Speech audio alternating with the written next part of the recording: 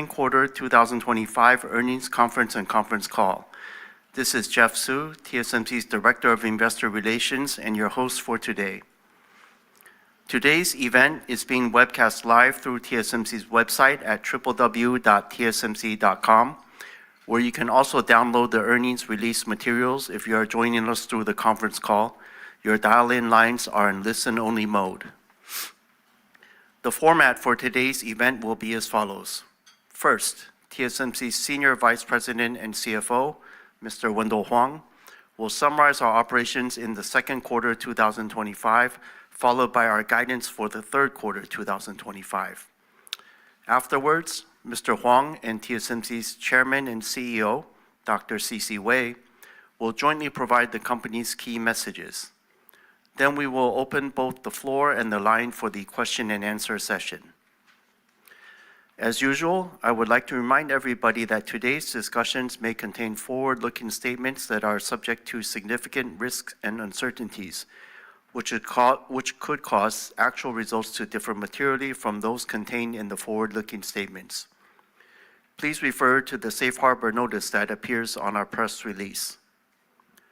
And now, I would like to turn the microphone over to TSMC's CFO, Mr. Wendell Huang, for the summary of operations and the current quarter guidance. Thank you, Jeff. Good afternoon, everyone. Thank you for joining us today. My presentation will start with financial highlights for the second quarter 2025.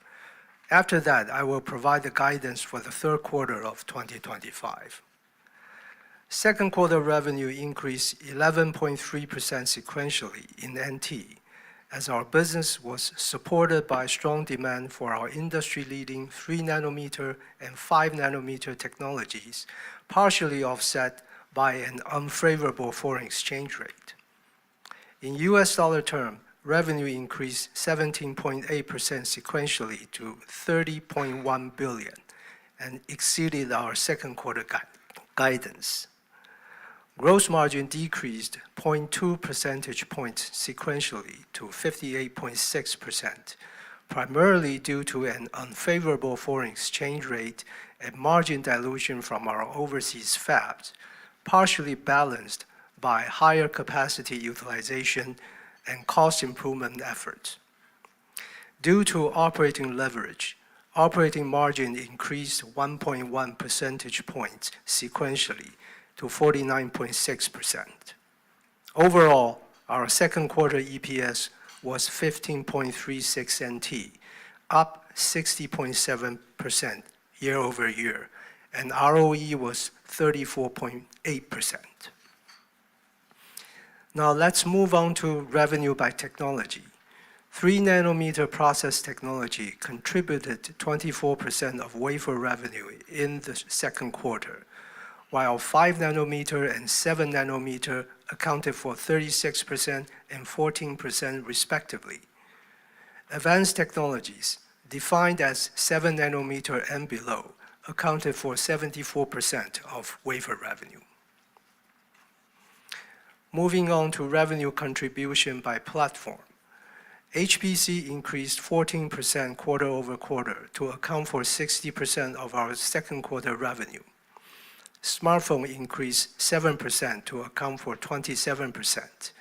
IoT increased 14% to account for 5%. Automotive stayed flat and accounted for 5%. And DCE increased 30% to account for 1%. Moving on to the balance sheet. We ended the second quarter with cash and marketable securities of 2.6 trillion NT, or $90 billion. On the liability side, current liabilities decreased by 22 billion NT quarter over quarter, mainly due to the decrease of 38 billion in accrued liabilities and others. The decrease in accrued liabilities and others was mainly due to the payment of income tax. On financial ratios, accounts receivable turnover days decreased 5 days to 23 days. The decrease in accounts receivable was mainly due to NT dollar appreciation, as almost all of our accounts receivables are in US dollars. Days of inventory decreased 7 days to 76 days. primarily due to higher N3 and N5 wafer shipments. Regarding cash flow and CapEx, during the second quarter, we generated about 497 billion NT in cash from operations, spent 297 billion in CapEx, and distributed 117 billion for third quarter 24 cash dividend. Taking the unfavorable exchange rate into consideration, our cash balance decreased 30.3 billion NT to 2.36 trillion at the end of the quarter. In US dollar terms, our second quarter capital expenditures total 9.6 billion. I've finished my financial summary. Now let's turn to our current quarter guidance. Based on the current business outlook, we expect our third quarter revenue to be between 31.8 billion and 33 billion US dollars, which represents an 8% sequential increase or a 38% year-over-year increase at the midpoint. Based on the exchange rate assumption of 1 US dollar to 29 NT, gross margin is expected to be between 55.5% and 57.5%. Operating margin between 45.5% and 47.5%. In addition, we maintain our 2025 capital budget to be between 38 billion and 42 billion US. This concludes my financial presentation. Now let me turn to our key messages. I will start by talking about our second quarter 25 and third quarter 25 profitability.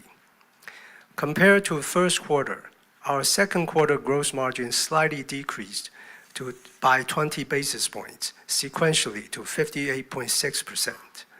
This was primarily due to an unfavorable foreign exchange rate and margin dilution from our overseas fabs, partially offset by higher than expected overall capacity utilization and cost improvement efforts.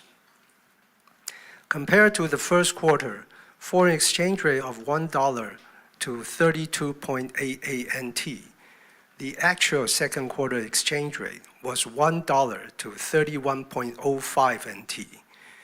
This created about 220 basis points margin headwind to our actual second quarter gross margin. We also experienced slightly more than 100 basis points impact from the ramp-up of our overseas fabs, mainly as the margin dilution from our Arizona fab started to kick in. We have just guided our third quarter gross margin to decrease by 210 basis points to 56.5% at the midpoint, primarily due to the continued unfavorable foreign exchange rate and more pronounced dilution from overseas fabs as we ramp up further in Kumamoto and Arizona.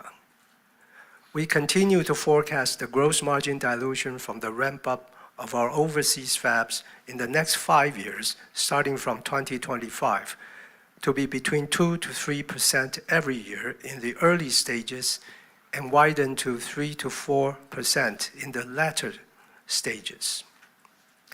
Despite the higher cost of overseas fabs, we will leverage our increasing size in Arizona and work on our operations to improve the cost structure.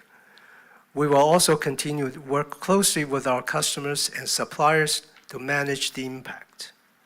Overall, with our fundamental competitive advantages of manufacturing technology leadership and large-scale production base, we expect TSMC to be the most efficient and cost-effective manufacturer in every region that we operate. Now, let me make some comments on the impact of foreign exchange rate on TSMC's revenue and profitability. NT dollar is the reporting currency of our financial statements. Nearly all of our revenue is in US dollars, while about 75% of cost of goods sold is in NT. Therefore, fluctuations in the exchange rate between US dollar and NT will have a sizable impact to our reported revenue and gross profit margin. The sensitivity of the revenue to dollar-NT exchange rate is nearly 100%. That is, every 1% appreciation of NT against US dollar will reduce our reported NT revenue by 1%. The sensitivity of our gross margin to the same 1% exchange rate change is about 40 basis points. That is, if NT appreciate 1% against the dollar, our gross margin will come down by about 40 basis points. Compared with our second quarter exchange rate guidance of $1 to 32.5 NT provided on April the 17th, the NT dollar has appreciated by an average of about 4.4% sequentially, which negatively impacted our second quarter revenue by about 4.4% in NT and our gross margin by about 180 basis points. For third quarter of 25, based on the current exchange rate of $1 to 29 NT, the average NT dollar will appreciate by another 6.6% sequentially, which will negatively impact our third quarter revenue by 6.6% in NT and reduce our gross margin by about 260 basis points. As a reminder, 6 factors determine TSMC's profitability: leadership, technology development and ramp-up, pricing, capacity utilization, cost reduction, technology mix, and foreign exchange rate, which is not in our control. When the foreign exchange rate is unfavorable, as it is currently, we will focus on the fundamentals of our business and lean on the other 5 factors to manage through it, and we have successfully done in the past. Thus, even with the unfavorable foreign exchange rate, we believe a long-term gross margin of 53% and higher remains well achievable. Now let me turn the microphone over to CC. Thank you, Wendell. Good afternoon, everyone. First, let me start with our near-term demand outlook. We concluded our second quarter with revenue of $30.1 billion in US dollar, above our guidance in US dollar term, mainly due to continued robust AI and HPC related demand. Moving into the third quarter 2025, we expect our business in the third quarter to be driven by strong demand for our leading-edge process technologies. Looking into second half of 2025, we have not seen any change in our customers' behavior so far. However, we understand there are uncertainties and risks from the potential impact of tariff policies, especially on consumer-related and price-sensitive end market segment. While we observe rebate programs in China are stimulating some near-term demand upside, we believe this is a short-term in nature and continue to expect a mild recovery in overall non-AI end market segment in 2025. Having said that, we believe the demand for semiconductor is very fundamental and will continue to be robust.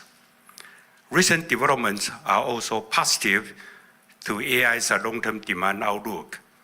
The explosive growth in token volume demonstrates increasing AI model usage and adoption, which means more and more computation is needed, leading to more leading-edge silicon demand. We also see AI demand continuing to be strong, including the rising demand from sovereign AI.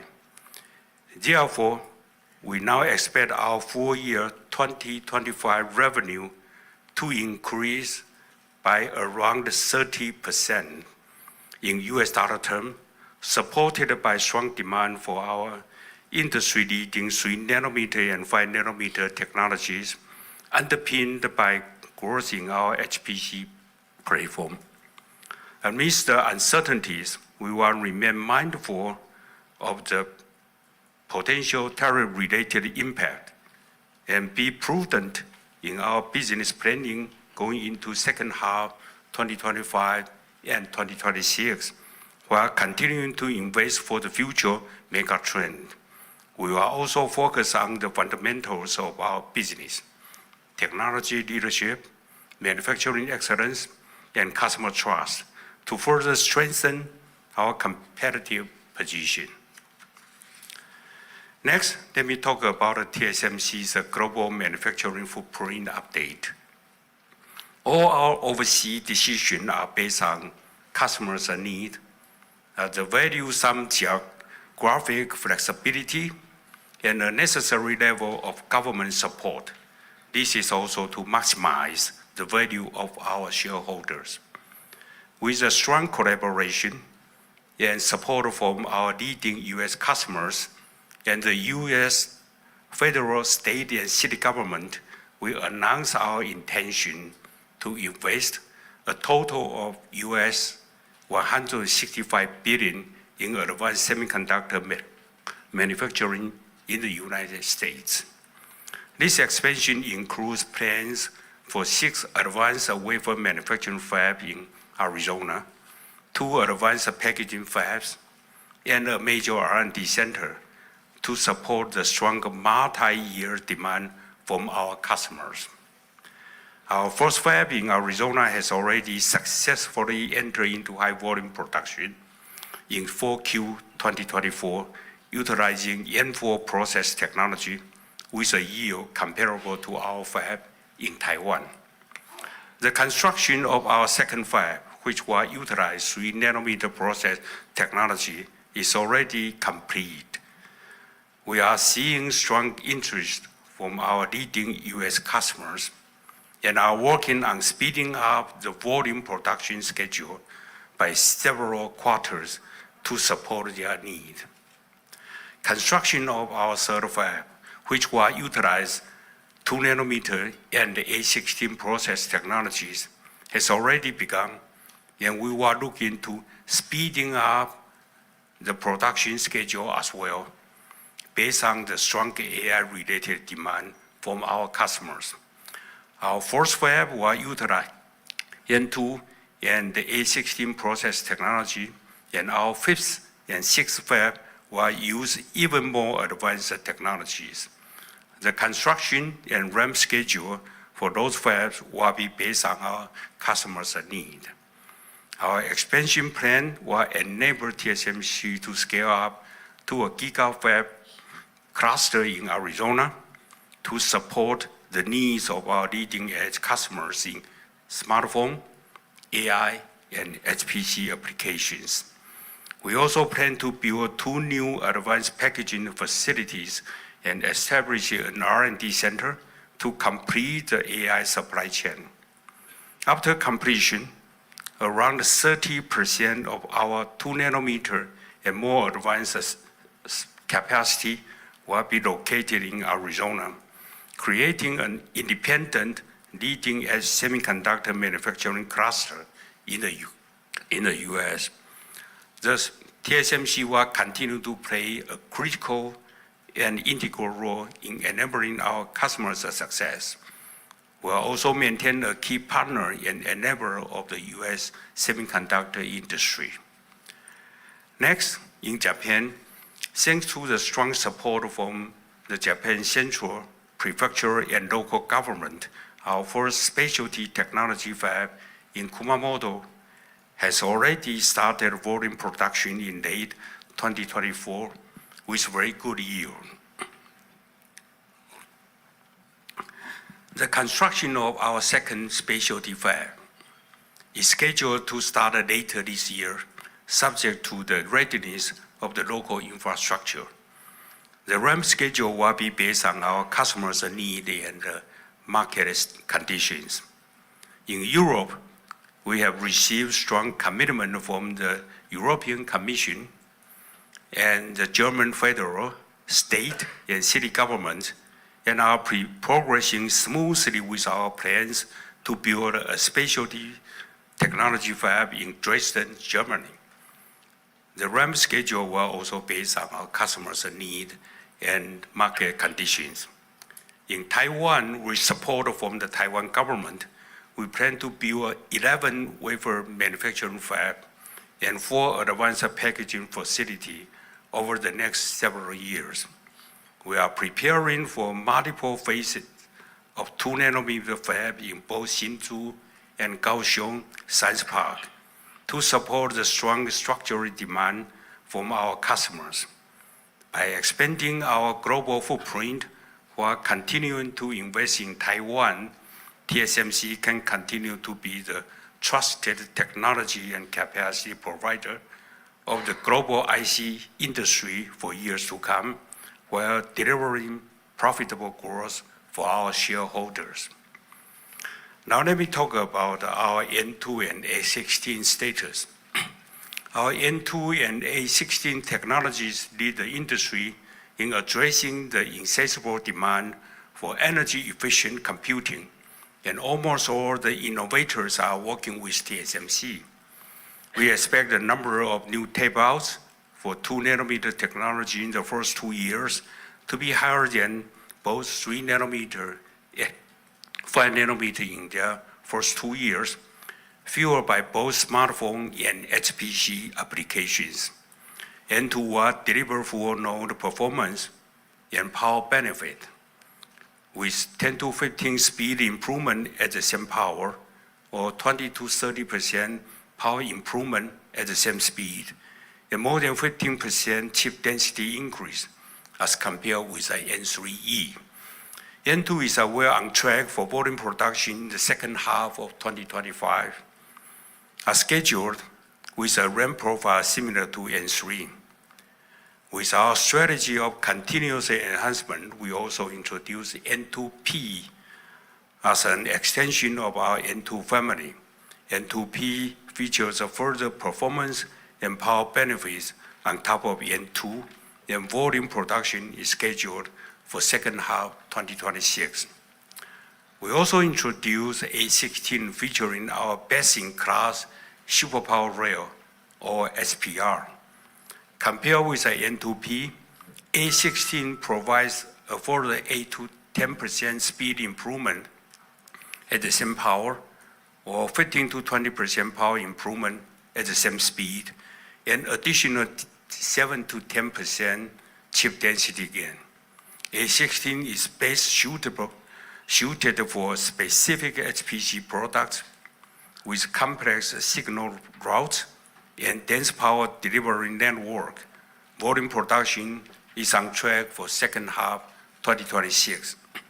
We believe N2, N2P, A16, and its derivatives will fuel our N2 family to be another large and long-lasting node for TSMC. Finally, let me talk about our A14 status. Featuring our second generation nanosheet transistor structure, A14 will deliver another full node stride from N2 with performance and power benefits to address the increasing structural demand for high performance and energy efficient computing. Compared with the N2, A16 will provide 10 to 15 speed improvement at the same power, or 20 to 30% power improvement at the same speed, and about 20% chip density gain. Our A14 technology development is on track and progressing well, with device performance and yield improvement on or ahead of schedule. Volume production is scheduled for 2028. We will continue our strategy of continuous enhancement with A14, including a superpower rail offering planned for 2029. We believe A14 and its derivative will further extend our technology leadership position and enable TSMC to capture the growth opportunities well into the future. This concluding our key message, and thank you for your attention. Thank you, CC.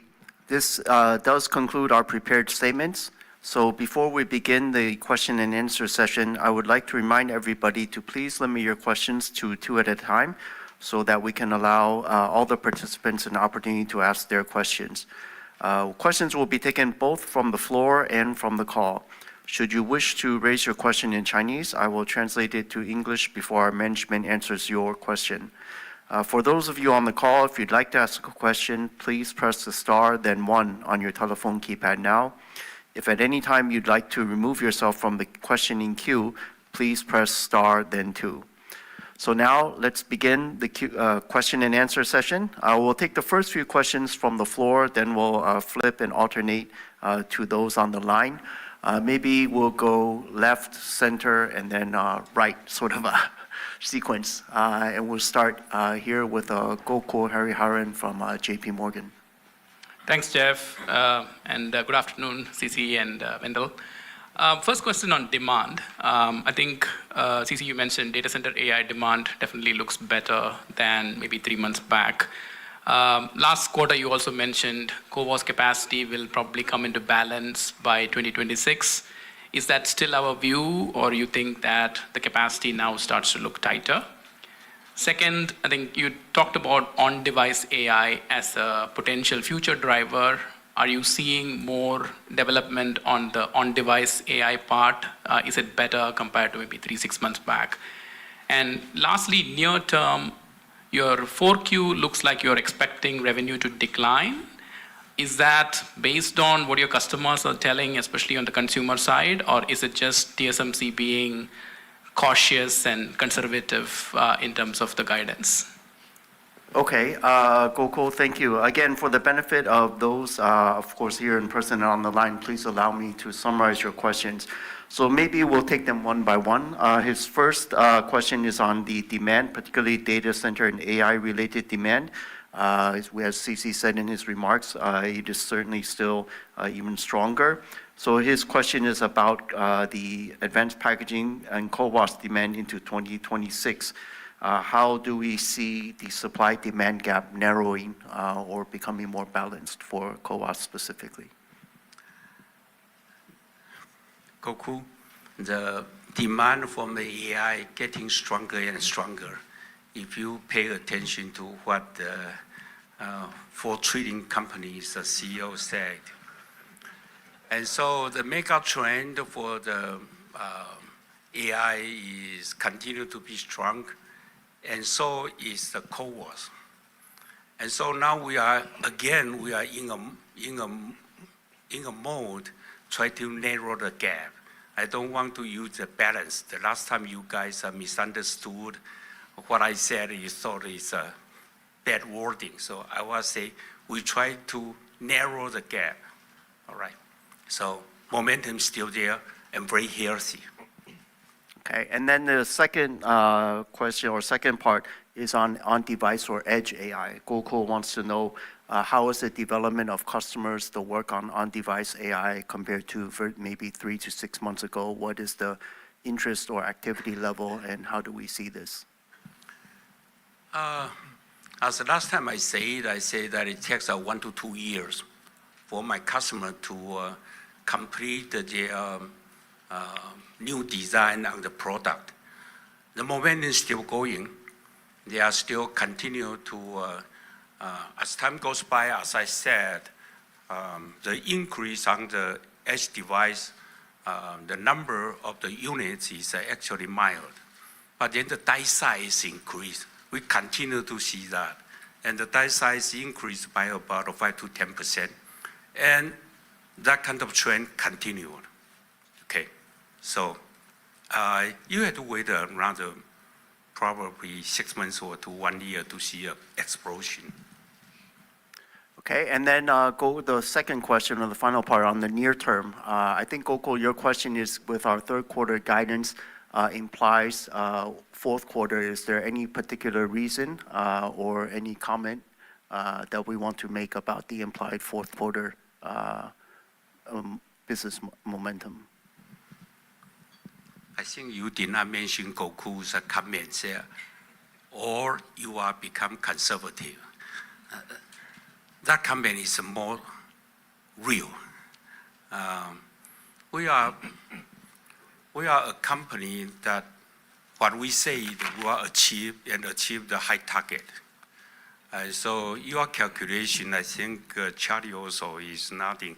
So a lot of you is calculating our reported numbers so that you can easily see that our fourth quarter is decreasing.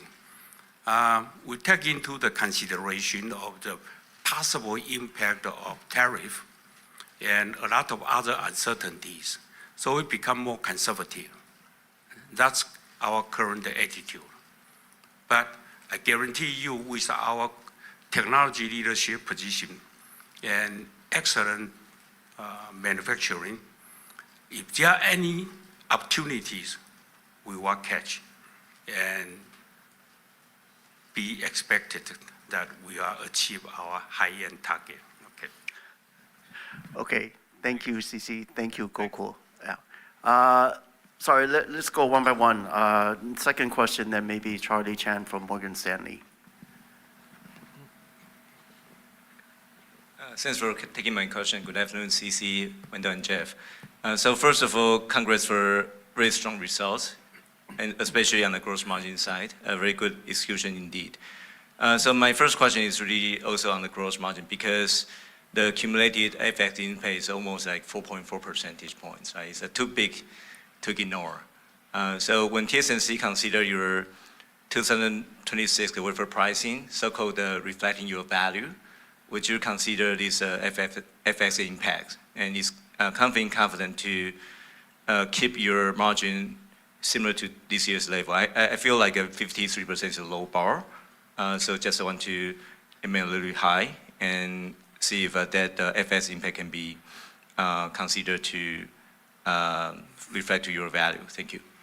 Okay, so Charlie's first question is on margin and I guess pricing. He notes, obviously, as Wendell said, the big move in the exchange rate and therefore a big impact to our profitability and gross margin. So his question is, looking ahead to 2026, can we reflect or earn our value from including the FX impact into the pricing?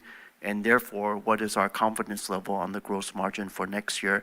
Can it keep a similar level as this year? Well, let me assure you that, yes, the impact from the exchange rate is huge. But you try to imply that whether we are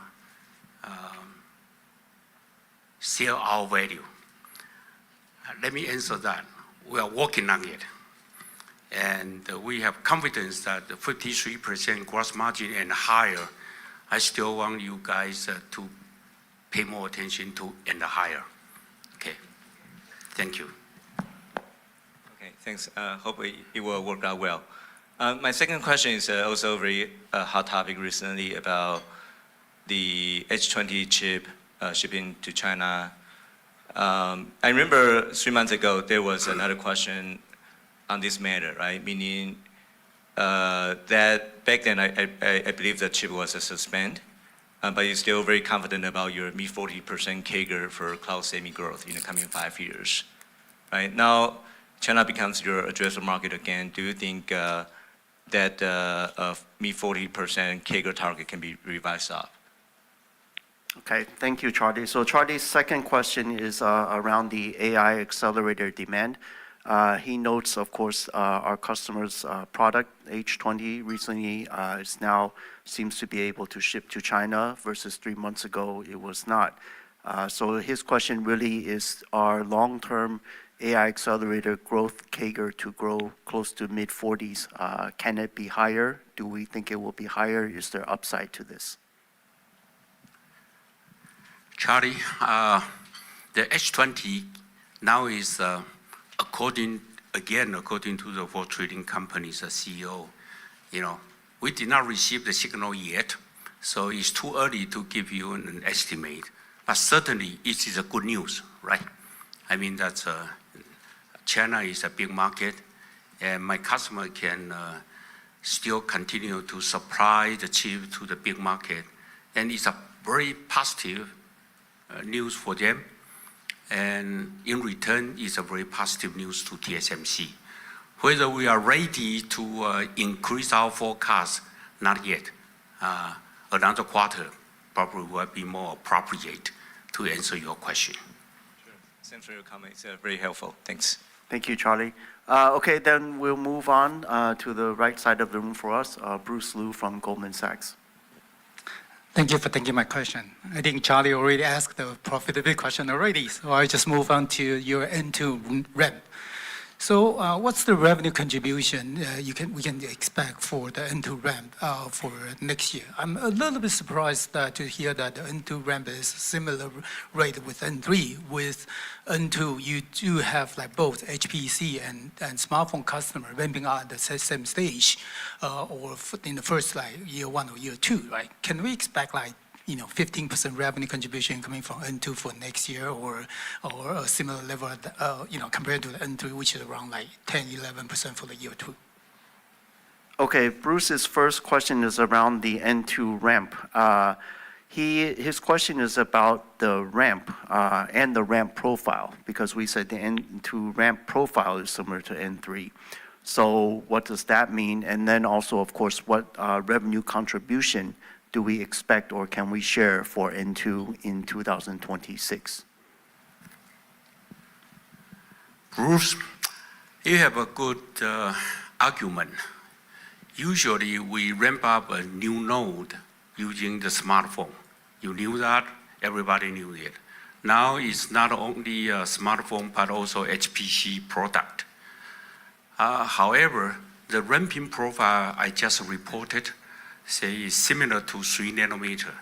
It's limited by our capability to build a new fab to ramp it up. And also a little bit is straightforward, is constrained by the capacity. So we say the ramp profile is similar to N3, but the revenue contribution certainly will be bigger, because you don't expect our N2 is the same price as our N3, right? Of course. Good, thank you. If that is the case, we should assume like in 27, the N2 ramp up will be faster, right? Because you take 12, 18 months for you to build new fab, you should be able to achieve the even higher growth in N2 in 27, right? So Bruce is asking if the revenue contribution is higher in 26, then should it be even greater in 27? We will answer that question in 26. Thank you.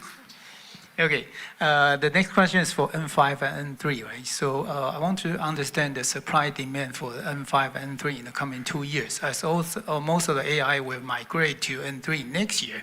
But it seems to me that the N5 conversion is mostly done, N5, N3 conversion is mostly done. And we don't really see like greenfield capacity expansion from N3. So it becomes like super, tightness for the N3 for the coming years. So does that mean that N5 will be, lower utilized, or, we try to build more N3 in the future, or what kind of, or we should see we can sell out more value for N3 and N5 next year? Okay, Bruce's second question is around N5 and N3. He wants to know what is the outlook, the supply demand at these 2 advanced nodes the coming 2 years. His observation, AI products will migrate to N3, and the N5, N3 conversion is mostly done. So his question is, will 3 nanometer supply be very tight the next few years? And I think the last part, therefore, can we earn our value or price for that tightness? And then on the flip side, what about 5 nanometer? Will it become lower utilization? I like your comment on that we have to share our value because of very tight in N3 capacity. It will be continued for a couple of years, very tight. And in fact, N5 also very tight. The demand is high because of a lot of AI products still in the 4 nanometer technology node, and they will transition to 3 nanometer probably in next 2 years. So meanwhile, N5 are still very tight in capacity. N3 even tighter. And so we are working hard. One of the TSMC's advantage is that we have gigafab cluster. And so we have between N7, N5, N3, even the future N2, we have almost for each node, we have about 85 to 90% common tools. So it's not free, but it's much easier for TSMC to adjust or convert the capacity between those nodes. And today, let me share with you, we are using the N7 capacity to support N5 because the N5 is too tight. And then we are converting N5 to N3, as you just pointed out. We will continue to do that. And so today, our leading edge technologies capacity. We define N7 and below are all very tight. And saying that, we are working very hard to, again, using my sentence, narrow the gap between the demand and the capacity. Okay, thank you, Bruce. Let's go to the participants online. Maybe we'll take 2 questions from the online, and then we'll come back to the floor. Thank you. Operator? Yes, now asking question, Brett Simpson, Arete.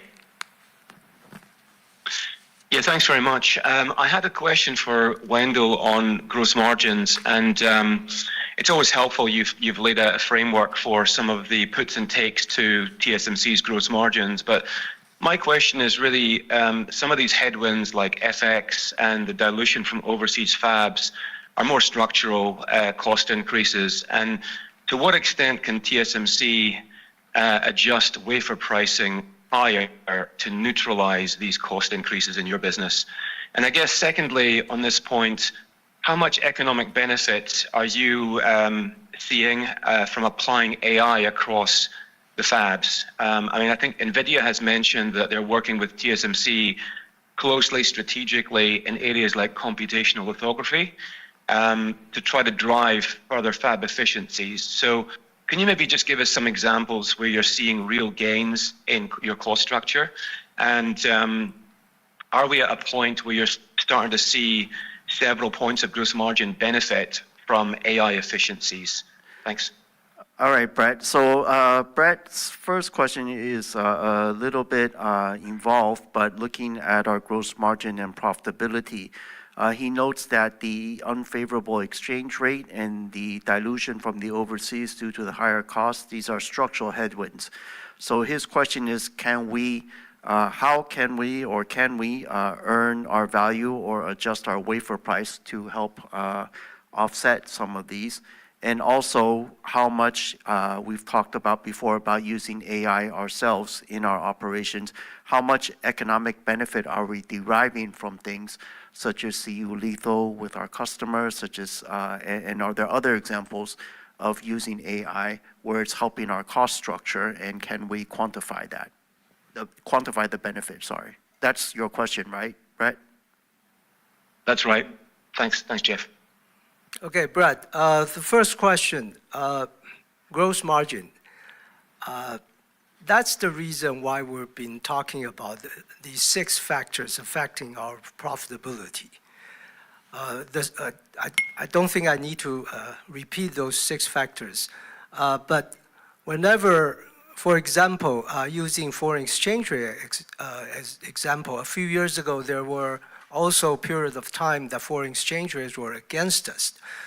So we are able to lean on the other factors to help us mitigate the negative impact from certain factors, and therefore still achieve our gross margin targets. And you specifically asked about ASP, raising the price, but the price is just one of the factors. And I believe CC just elaborate a lot on earning our value. And at the same time, there are other factors that we can leverage on. So all in all, that's why we're saying 53% and higher gross margin is still achievable. Your second question on AI benefits, I think we also talked about that before. We use that in operation, in manufacturing. We also use that in R&Ds. And just think about if we are able to produce 1% of productivity gains in a company of our size, that equals to $1 billion US. So that's the number we can share with you without going into too much other details. Does that answer your question, Brett? Okay. Yeah. Yeah, that's great. Thanks very much, Wendell. I guess my follow-up question, I guess just digesting your prepared remarks, CC, you mentioned 11 fabs in Taiwan. I think I count 8 fabs for overseas that you're planning that aren't commercially online yet. Can you maybe just talk a bit about, I mean, I've never seen that type of like that type of roadmap before from TSMC. It's quite big. Can you maybe share with us if you're planning a bigger expansion of new capacity next year? And I say this because, you know, in the last few months, we've seen so many gigawatt data center announcements. I think this week we had one from Meta that was significant. So the demand looks very strong, and I'm just wondering whether you have enough capacity to satisfy demand next year, whether you plan to convert further 5 nanometer to 3 nanometer, and how you see the N2 capacity plans for 2026. Thank you. Okay, Brett's second question, he notes that we are building many fabs both in Taiwan and also overseas. He's never seen this size or scale of capacity expansion from TSMC before. So it's very, and he also notes that the demand, you know, from data centers continues to be very strong. So his question is basically very simply, do we have enough capacity to support the strong demand specific to next year, and also very specifically to 2 nanometer, and will we further also convert more 5 nanometer to 3? That's, I think, all of his question. Brett? Thank you. Your observation is right. Recently, we saw a lot of announcement of the AI data center all over the world. And the demand on 3 nanometer, actually on 5 nanometer, 3 nanometer, and the future 2 nanometer are very high. And we did not see this kind of a strong demand for a long time, but will it be enough to support them? I still want to use my word, say that we try very hard to narrow the gap between the demand and the supply. We're working very hard.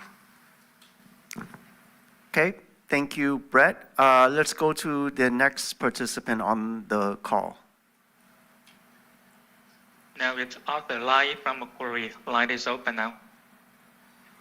Hi, thank you, CC, Window, and Jeff. Arthur Lai from Macquarie. Again, congrats a strong result. I would like to follow up on the N2. I think, as CC highlight, this is a very, exciting note we are all heard. And then I want to follow up on the return on investment. Can you compare to the N2 and N3, the return on investment, and then give us some more color? Second one is, the reason we ask this question is because the CapEx per area actually N2 is higher, right? And then we also heard from the industry that the company's yield on the N2 is also pretty good. So can you give us some put and take on how we think of the N2's future development? Thank you. Okay, so Arthur's question, both questions I think are around N2. N2, as he said, is a very exciting node. He would like to understand what is the return or the return on investment that we see from N2 compared to N3. And also, can we talk a little bit into the CapEx is higher, but the yield is still very good. What is the developments that we're seeing for 2 nanometer? I think is that your question, Arthur? Yes, yeah. exactly? Okay, Arthur. N2 return. As we said before, N2, the profitability is better than N3. Now, there were questions asking how many quarters to catch up with the corporate before, and N3 was, it took N3 longer. But for N2, we think it will be back to the old days. Having said that, I need to remind everyone that in the old days, we're talking about corporate average of, say, 50% gross margin. Nowadays, we're talking about 53% gross margin. So it becomes less meaningful to talk about how much time it takes to catch up with corporate nowadays. But having said that, structurally, N2 does have a better profitability than N3. Okay. And N2 development is right on track. We're ramping it in the second half of this year. We expect the revenue to come up in the first half of next year. Okay, thank you, Wendell. Thank you, Arthur. Let's come back to the floor. We'll go left, middle, right. So maybe Sunny Lin from UBS. Or...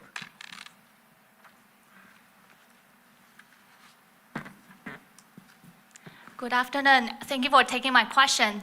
Very good results and congrats. So my first question is a follow-up on CAPEX. So obviously, full year sales guidance is stronger. You are turning more constructive on high performance compute and AI. Yet you are keeping your CAPEX guidance. So is it fair to assume that you are considering some conservatism for CAPEX for this year, given the ongoing macro uncertainty? Or is it because in the short term, your capacity expansion is somewhat constrained by the ability that you can ramp up more capacity, and therefore maybe in 2026 and 2027, we should expect some accelerations of your CAPEX spending? Okay, so Sunny's first question is around CAPEX. She notes, of course, that we raised our 2025 revenue guidance this year, and we certainly still see a very robust demand from AI, yet we kept our CAPEX guidance in the same range of 38 to 42. So she wants to understand why.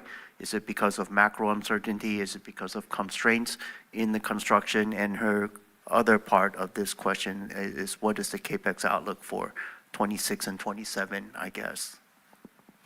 Okay, Sunny, the CAPEX, as we said before, the CAPEX invested in a given year is for the business opportunities in the following years.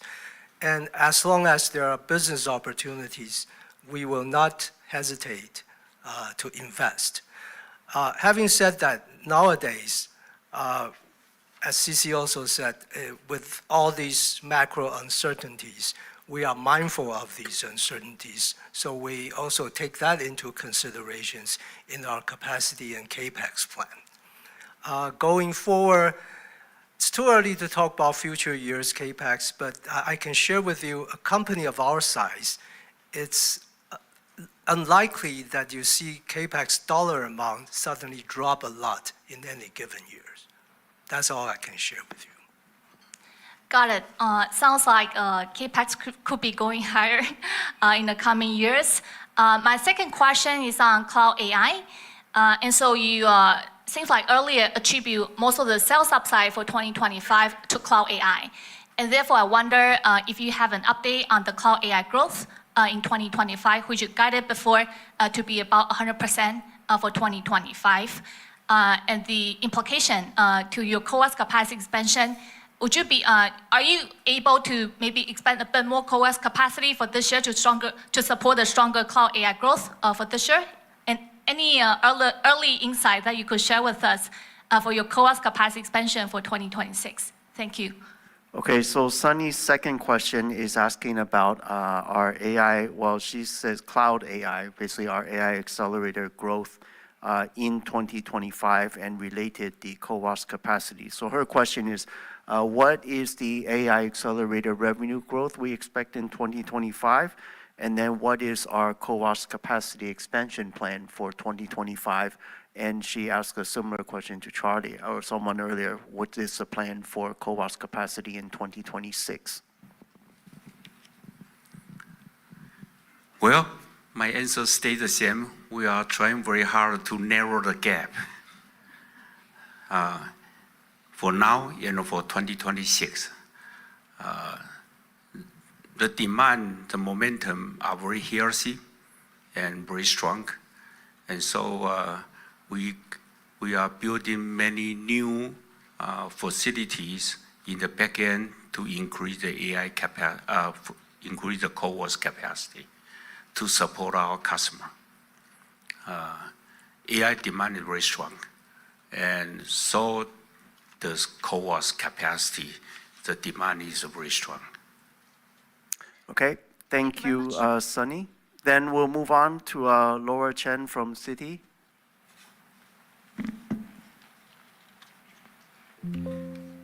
Okay, thank you for taking my question and congrats for the good result and outlook. My question is also about the AI chip. CC, you mentioned that the AI chip is getting bigger and bigger, and also the power consumption is getting much more. So I'm just wondering that among your advanced technology, including the advanced node, we are also noted that during the symposium, TSMC also announced some of the new technology in advanced packaging as well. So I'm just wondering, how do you kind of prioritize your leading edge advanced packaging? During the symposium, we see that system on wafer, that kind of a new design. Do you have any plan or timeline for the new technology? And should we think about that, that should be kind of aligned with our most advanced node process like N2 or X16 going forward? Okay, so Laura's first question is on advanced packaging. He notes AI, the die sizes are increasing, the need for power consumption or energy efficiency is rising. So she wants to understand how our strategy for advanced packaging, along with the advanced node development, are there any specific packaging solutions that we're prioritizing? What about the timeline and roadmap? How does that match up with our advanced node roadmap? Laura, I think TSMC's philosophy to develop a technology is working with customer. The customer has such demand. We develop the technology, we increase the capacity for them. So priorities, every customer is important to TSMC. So and in the advanced packaging side, a lot of customers using the different approaches. So we are developing a variety of different back-end packaging advanced technology for all the customers. Whether it's related to the advanced leading edge technology, the answer is yes. Okay, so we have a system integration, we have CoWoS error. That's a terminology. We have a lot of different names that I cannot even remember, but it's a lot of varieties, and we work with our customer to meet their demand. That I can answer you. Is that easy to kind of leverage or transfer different kind of technology from your perspective? So Laura's asking how fungible are these different packaging technologies, how interchangeable or easy to transfer the technology between different packaging solutions? Of course, there are some similarities in between. Otherwise, we are going to take too much of the effort and then did not get the return. Yes, there's a lot of similarities, but a lot of varieties also. Sure. Okay. Thank you. And my second question is, we know that obviously the AI demand, advanced node, advanced leading edge packaging is very tight. And but I'm just wondering that industry-wise, we still see probably overcapacity in mature node. Yet TSMC also have more mature 16 or nanometer or more above that kind of process. So can we kind of consolidate our mature nodes to kind of make better efficiency and profitabilities to enhance the those capacity to fulfill the demands across the board? Yeah. Okay, so Laura's second question is on mature nodes. She notes there's overcapacity on the industry-wide in older nodes. So she wants to understand for TSMC specifically, if we take, for example, 16 nanometer and older nodes, what is our strategy? Can we consolidate amongst the different nodes? How do we protect our profitability? Good question. If you read the newspaper, there is so much of mature node capacity. But TSMC's strategy actually is on the mature node technologies, we develop a kind of specialties. For example, that RF technology or CMOS image sensor or the high voltage. So we develop the technology at the request of our customer. So we don't worry too much about what you say, the overcapacity. If it is really overcapacity, we will not build a fab in Japan. We will not build a fab in Germany. So it's not overcapacity. It's all related to customers' need, customers' demand, and those are all specialty technologies. Did I answer your question? Very clear. Thank you. Okay, thank you, Laura. I think in the interest of time, we'll go to Brad Lin from Bank of America. Then we'll take one more from the line, and then if there's one more from the floor.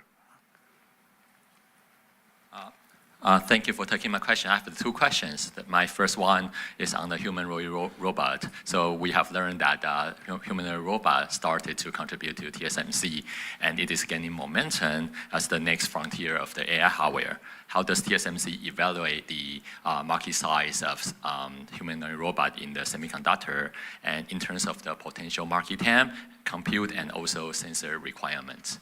Thank you. And do you think that might be another driver potentially for mature nodes too? Thank you. Okay, thank you, Brad. So Brad's first question is around humanoid robots. We're starting to see some contribution. He wants to understand how do we evaluate the market size? What is the addressable opportunities for TSMC in the long term at the leading edge and also on the mature nodes with certain type of specialty? Brett, it's too early, actually, it's too early to say the humanoid robot will play a role in this year. Next year, probably still too early because it's so complicated. You know that the humanoid robot will be, most of the time will be used, I think the first one will be used in medical industry to taking care of the people getting old like me. And, you know, I probably someday later I need some humanoid robot to help me. But, you know, it's very complicated because we are talking about the brain only. Actually, you're talking about a lot of sensor technology. That's the image sensor, the pressure sensor, the temperature sensor, and all the feedback to the CPU. And so it's very complicated. And since it's dealing with a human being directly, has to be very, very careful. But then once it start to fly, it was a big, big plus. I talked to one of my customers, and he said that the EV car is nothing. His robot will be 10 times of that.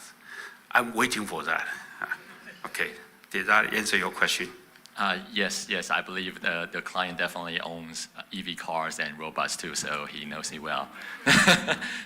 So my second question would be on the potential point ahead of the so-called reflecting the value into 2026. So we know, well, normally we continue to reflect the value into our pricing. So given the potentially higher pricing into 2026, are you observing any signs of demand pulling from the customers in the second half of the year? And potentially, well, given the tight pipeline of N3, N5, would we see a continuous strength into 4Q, even though we already guided potential decline? But yeah, any point potentially. Thank you. Okay, Brad, second question, very specifically, he's asking, as CC talked about, that we will continue to earn our value, do we see any customers trying to pull in their demand ahead of 2026 into the second half of this year? And do we have any additional comments to offer on the fourth quarter besides what we have already shared? Well, the answer is no. We did not see any different customers' behavior so far. Okay, but let me share with you, add more color. If you are talking about the 3 nanometers demand, for example, the cycle time itself will take about 4 months. So there's no way you can pull in anything. I mean, that's and we have, as I said, our capacity is very, very tight. So we already have all the schedules, and so very little room for pulling, let me say that. Even they wanted, but no. The answer is no. So 2026 is 2026. We will share with you. Yeah. Thank you very much. Thank you, CC. Thank you, Brad. All right, operator, let's go to we'll take questions from the last participant on the line. Yes, the last one to ask question, Mehdi Husseini from SIG. Excellent. Thanks for taking my question. The first one has to do with capital intensity. When I look at the past 5 years when you were ramping N3 and N5, the capital intensity was at or above 40%. And you also highlighted how N2 tape-out is tracking better than N3 and N5 combined. Does that imply that the capital intensity would need to go back up to 40%? In other words, an initial investment for N2 to accommodate these tape-outs? Is that the right way of thinking about how investment plans are going to play out? And I have a follow-up. Okay, Mehdi, sorry, we couldn't hear you exactly clearly. Let me try to summarize your question, all right? Which is, Mehdi's question is around capital intensity.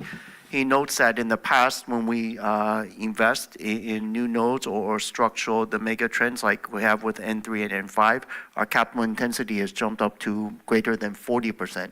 So if I heard you correctly, Mehdi, your question is this time we talked about the strong demand for 2 nanometer, multi-year upcoming. What is our expectation on capital intensity? Is that correct, Mehdi? Yes, that's correct. Okay. Okay, Mehdi, let me answer this question. As we just said, the capital expenditure invested in any year is the future growth opportunities. So if we do our job right, the growth in the next few years is likely to exceed the growth in CAPEX dollars, even though, as I said, the CAPEX dollars is unlikely to drop significantly in every given year.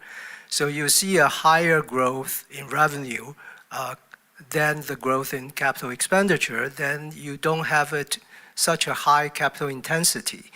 We actually demonstrated that in the past few years.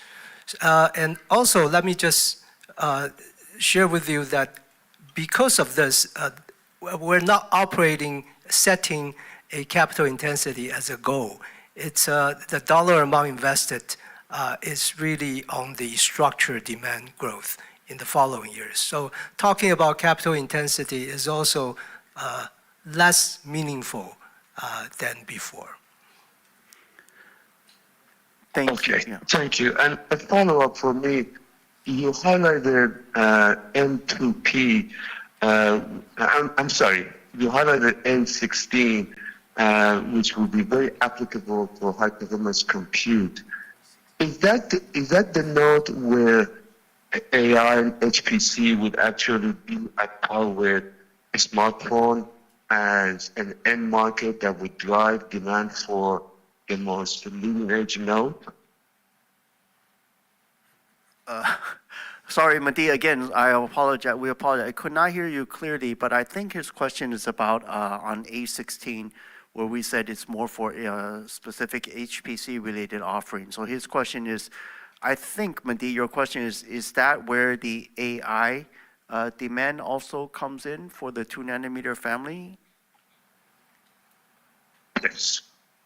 And then I answer because so far AI has been N+1, N+2. Is that node N16 the first node where AI would move to the leading edge? Okay, his question, okay, maybe let me rephrase it. I think I understand better. His question is really about AI adoption of the leading edge node, the end node. I see smartphone, we see HPC. His question very specifically, how do we see the AI adoption of the most leading node for TSMC? He observes in the past it has generally been one node behind. So how do we see that going forward with things such as A16? Well, Mehdi, you are right. Thank you, Jeff. Usually the HPC is a customer always one step behind using N+1 or N+2 technologies. Now, because of AI demand is so strong, that's one thing. But the most important thing is they need some kind of performance, but the power consumption is very, very important. And when we talk about A16, we have another power efficiency improvement close to 20%. That's a big value for all the AI data centers applications. So that help my customer moving faster because of every time when we talk about the AI data center, if you notice that the first thing they talk about is power supply, electricity, right? So they did not tell you, say, the power efficiency is very important, but they tell you that we have to build a very big electricity power plant to support the AI data center. So that tells you how important it is. And TSMC's technology, by the way, on A16 is a further improvement of the N2 node. So it's not a surprise for TSMC to expect for those people in AI data centers industry, they want to use in A16. Okay. Okay, thank you, CC. Thank you, Mehdi. We'll take the last question from the floor. We have one participant here, Felix Pan from KGI. Hi, thanks, Jeff. Good afternoon, CC and Wendell. I only have one question about the overseas expansion. I think CC earlier mentioned that the second fab for the N3, there's a strong demand, so you guys need to speed up several quarters for that. Together with, I think the U.S. government also raised the investment tax credit cap for next year. So I wonder how this shape or how this speed up your ramping schedule for the second fab, and how this impact to the overseas fab dilution for the guidance windows given earlier. Okay. Yeah, sorry.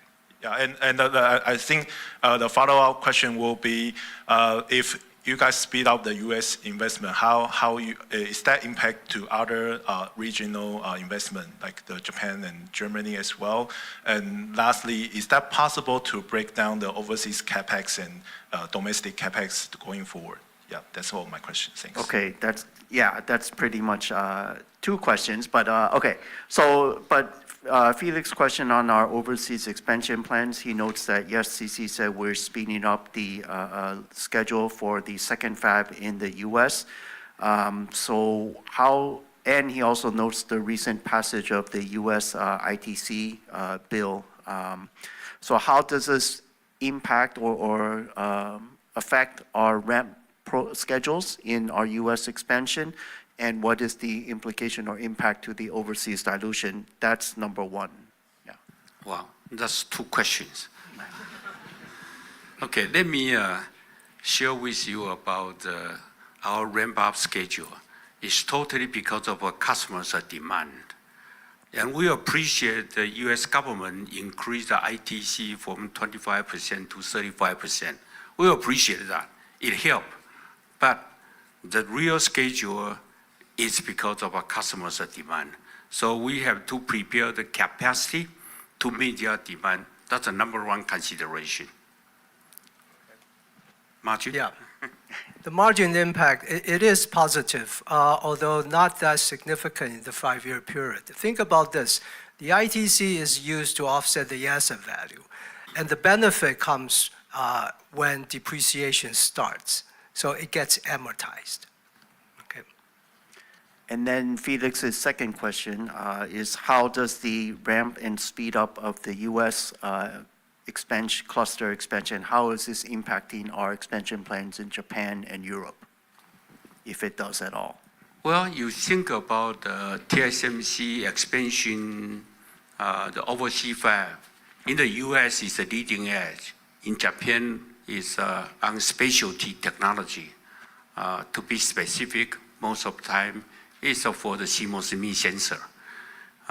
For Germany, it's automotive industry. So they are all not in the same field. So actually, it's not affect the investment in the U.S. or investment on the leading edge does not affect the investment in Japan or in Germany. Thank you, CC. Thank you, Felix. Okay, everyone, so this concludes our question and answer session. Before we conclude today's conference, please be advised that the replay of the conference will be accessible within 30 minutes from now. The transcript will become available 24 hours from now, and both are going to be available through TSMC's website at www.tsmc.com. So thank you very much for joining us today. We hope everyone continues to stay well.